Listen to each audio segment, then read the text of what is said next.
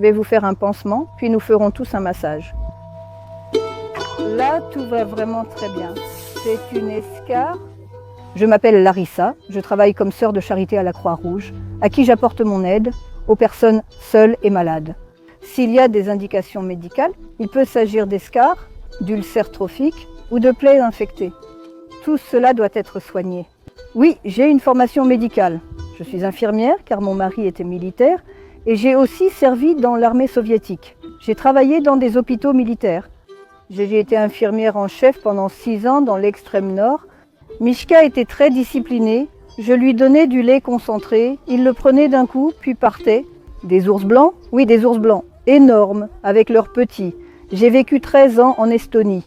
Oui, l'Union s'est dissoute et je suis retournée en Biélorussie. Comme j'avais déjà travaillé dans des établissements médicaux militaires, voilà. Après cela, j'ai décidé de rejoindre la Croix-Rouge. En fait, vous savez, avant cela, je ne savais même pas vraiment qu'il y avait la Croix-Rouge à Minsk.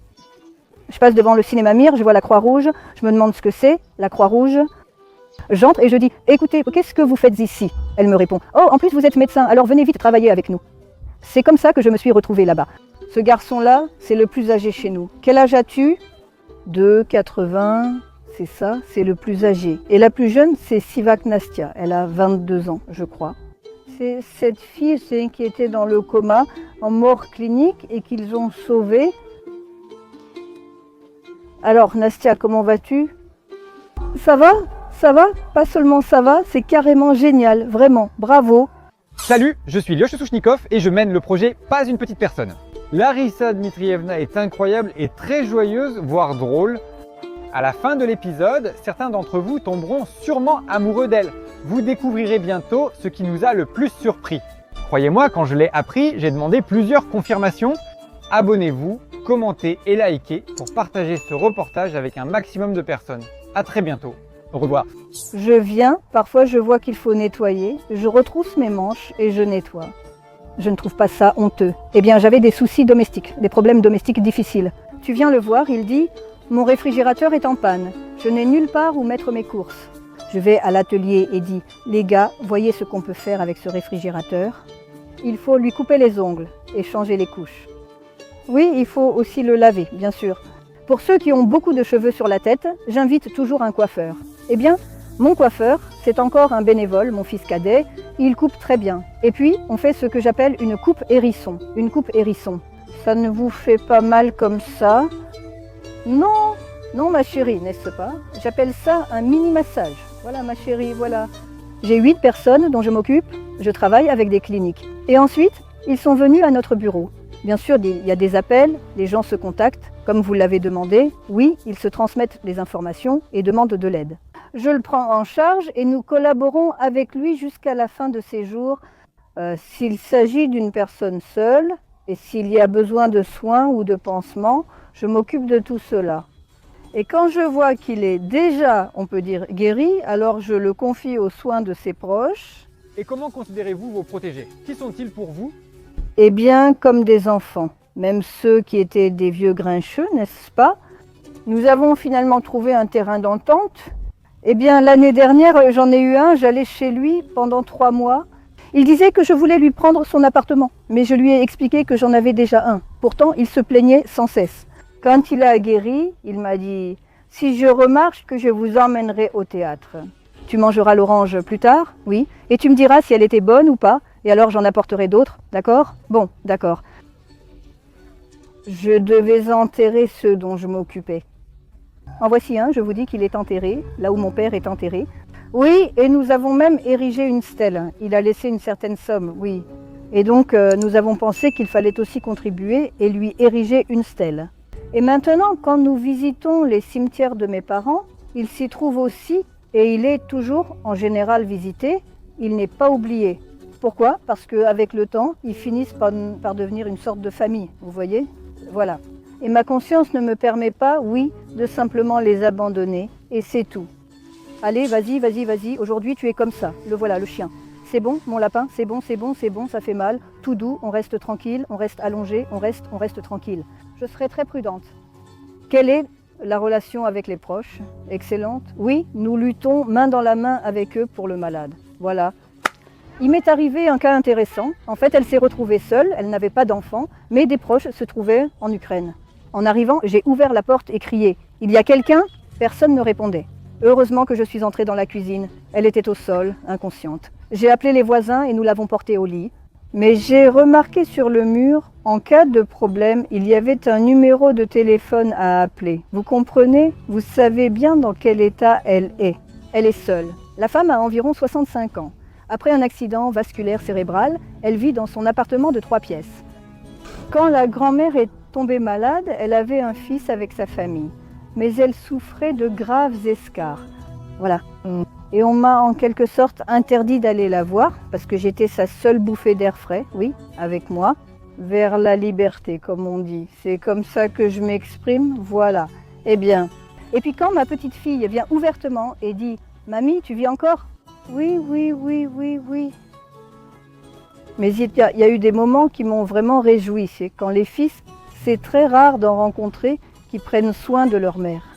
L'appartement était toujours propre, la nourriture prête. Je lui ai appris à faire les pansements, il le faisait. Je leur disais franchement, écoutez, je rencontre si rarement des fils qui s'occupent vraiment de leur mère. Et il répondait. Et la réponse était la suivante. Il disait, mais comment ça? Autrement, c'est ma maman. Vous comprenez? Comme ça touche l'âme, c'est maman. Quelle femme vit chez vous? C'est ma protégée qui m'a été confiée par la clinique il y a 1 an avec de gros problèmes d'escarres. Elle a le statut de sans-abri car elle n'a aucun logement. Pourquoi tu n'as pas mis de rouge à lèvres? Je me suis déjà vantée en disant qu'elle parle devant l'invité. Non, il faut le faire, ça ne marchera plus ici. Elle est ici chez nous, dans la cuisine. Nous avons dû la mettre là. Considérez-la comme ma parente. Déjà une parente. Oui, vous voyez, même la malade le dit. Je louais des coins, je vivais de ma retraite, même si elle était minime. Mais il y avait quand même quelqu'un qui venait, vous comprenez, il n'y a pas que des gens indifférents. La propriétaire est en train de mourir, n'est-ce pas? Et les nouveaux parents lui ont proposé de quitter le logement. Mais où puis-je la mettre? Voilà qu'ils disent que demain, elle ne doit plus être ici. Eh bien, combien de temps aurait-elle survécu dans cette rue? Vous pensez que quelqu'un... Enfin, c'est évident, ils auraient appelé la police et l'auraient emmenée quelque part. Et donc, nous avons décidé, collégialement avec les enfants, que nous l'hébergerions temporairement chez nous. Eh bien, elle vit chez moi depuis un peu moins d'1 an. Et qu'est-ce qu'on va faire d'elle ensuite? C'est sans doute ce qui arrivera, mais pour l'instant, je ne sais pas pour l'avenir. Je dois au moins la remettre sur pied, n'est-ce pas? Pour qu'elle essaye au moins de se déplacer un peu. Pour moi, c'est une personne en or. Arrêtons de nous lamenter, sinon je vais pleurer. Quand elle a commencé à travailler avec moi, je lui ai dit de faire en sorte qu'on note quelque part que je lui suis reconnaissante. Et la reconnaissance, si j'étais dédaigneuse, je ne travaillerais pas ici. En principe, je suis quelqu'un qui, ne reconnaît pas vraiment ce que c'est. Bon, ce sont juste des blessures. Comment pourrais-je travailler avec eux si je détournais le regard et que je m'évanouissais? Les jeunes ne viendraient pas. Et même, oui, elle a un bon salaire. Je pense qu'ils ne voudront pas travailler. Je ne vais pas les forcer, n'est-ce pas? Voilà. Eh bien, il n'y a probablement personne à qui transmettre. Nous avions un jeune homme, mais il n'a travaillé que 6 mois. Et il a dit non, ce travail ne me plaît pas et je ne veux pas travailler comme ça. Je reçois un salaire. Oui, et combien est-il? Non, je ne le dirai pas. Ce n'est pas beaucoup d'argent, n'est-ce pas? Eh bien, c'est pour ça que je me tais. Si tu aimes ton travail, oui, alors tu en tires du plaisir. Et quand il guérit, qu'il te remercie en disant « Vous êtes des anges » et t'embrasse les mains, tu sais ce que ça fait? Eh bien, ça vaut sûrement beaucoup d'argent. Mais est-ce que c'est parfois difficile moralement? Eh bien, je ne dirais pas que je suis vraiment comme ça. Vous savez, que j'arrive complètement brisée ou que je m'inquiète vraiment ou quelque chose comme ça. Vous savez, je prends tout ça comme ça vient, mais je rebondis rapidement. Voilà, le chat était venu se blottir contre moi et tout est passé. Je me suis allongée quelques heures et puis c'est tout, j'ai repris le travail comme prévu. Il pensait, monsieur, que c'était simple. Ici, le travail satisfait. Pourquoi? Parce qu'il y a beaucoup de choses très positives, c'est un espace fait. Et que les gens guérissent, les gens, comme on dit, sont heureux d'avoir guéri. Aller à l'hôpital, ce n'est pas pour moi. Abandonner? Mais où est-ce que je vais les laisser? Non, tout ça, je m'y suis sans doute habituée. À ce travail, je ne veux plus le changer. Bon, d'accord. Et qu'est-ce que je fais maintenant? Voilà, je rentre à la maison, je vais attraper Alzheimer. Je n'ai pas besoin de ça. J'ai besoin que ma tête fonctionne, vous comprenez? Que mes mains, que mon esprit et mes connaissances servent aux gens. Être sœur de charité, c'est ma vie sans doute, vivre et aider ceux qui en ont besoin, ceux qui attendent vraiment mon aide, voilà. Et quand notre aide était vraiment à un bon niveau, oui, en général, alors nous sommes toutes les deux heureuses. J'aime mon travail, j'apporte aux gens de la bonté, de l'utilité, oui, la santé, n'est-ce pas?